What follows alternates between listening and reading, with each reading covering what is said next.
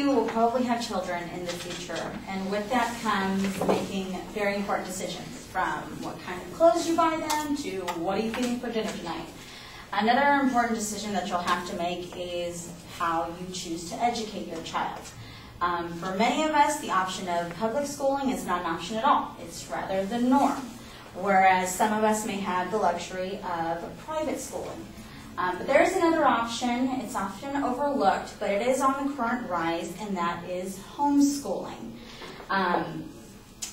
The U.S. Census Bureau reports that there's 2 million students, 2 million American students that are currently homeschooled, and this number is increasing by 15 to 20% yearly. I think that's a significant increase, and we need to look at why homeschooling is becoming an option for families nowadays. From my research, I have found and support the claim that homeschooling has substantial benefits for children over public schools. From the research, I've concluded 3 supports for this. 1 being that homeschooling develops character. 2, colleges desire homeschool students. And 3, homeschooling is personalized by improving the student's academic career.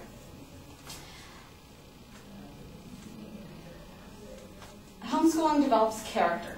CNN featured an article by Alessandra Oliveira, who is a former teacher who now homeschools her child at home.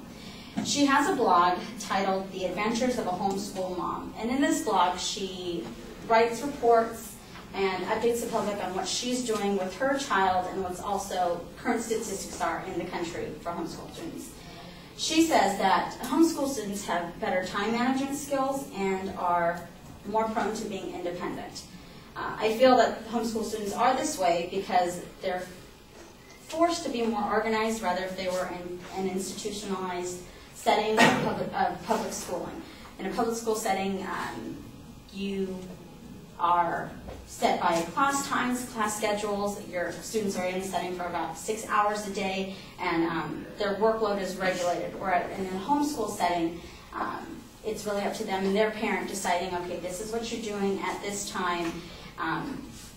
And coupled with that, most homeschool students have a lot of extracurricular activities that they're doing. They're not just at home doing homework and then they watch TV for the rest of the day.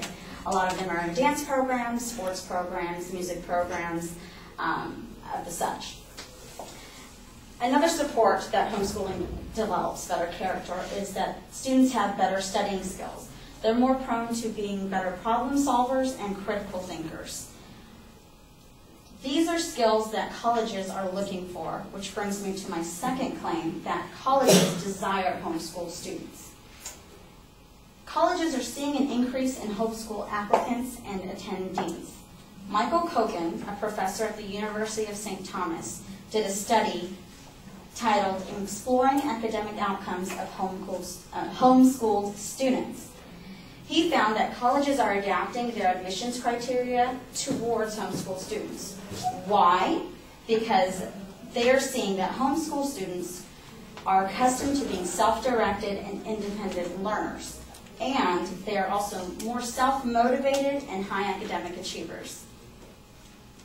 Some statistics to support this claim. Homeschool students that enter the college academic setting, 60% of them graduate college, whereas in the public school setting, 58% of them are graduating college. If we compare GPAs, a homeschool student that now attends college has a GPA of averaging about 3.41, whereas a public school student has an average of about 3.12. The Homeschool Legal Defense Association has a public website that advocates for homeschooling students. They issued a study titled The Progress Report of 2009. In this study, they surveyed 11,000 homeschool students from K through 12 schooling. These students scored an average of 37 points more than homeschool students on the standard achievement test, the nation's standard achievement test. Sorry for that. Because of these statistics, this is why colleges are gearing their enrollment guidelines more towards homeschool students. My third claim is homeschooling is personalized, which improves the student's academic career. In a homeschool setting, because it's more one-on-one, you have your parent or a tutor, or you have a charter school teacher that's working with the student. The learning style is tailored. We all learn differently. Some of us are visual learners, some of us are oral learners, some of us are mechanical learners where we need to be more hands-on. So the parent can identify what their student needs and how they need to learn, and can help them become more successful in their academic career. Students are also able to work at their own pace. For example, we've all taken a math class before.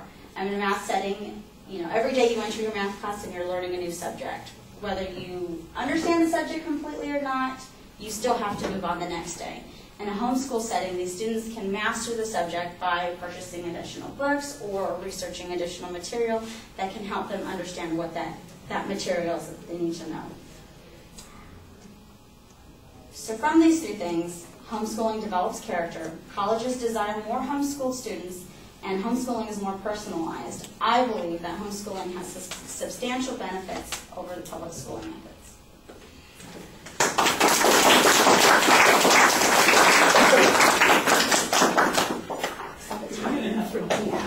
Oh my God, time.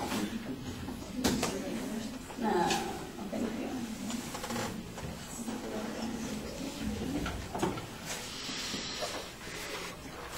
All right, Danielle, very clear statement of the proposition, an excellent layout of the structure. Internal signpostings are very clear, and you had smooth transitions on each of those points. So organizationally, everything is fine. I thought you did a nice job trying to speak to the audience most of the time. Sometimes you're having to look down for the data and the facts, and there's nothing wrong with that. Like I told people, nobody expects you to memorize those things. But I appreciated the fact that once you had done that, then you went back to trying to talk to the audience and explain the ideas, and I thought you did a nice job on that.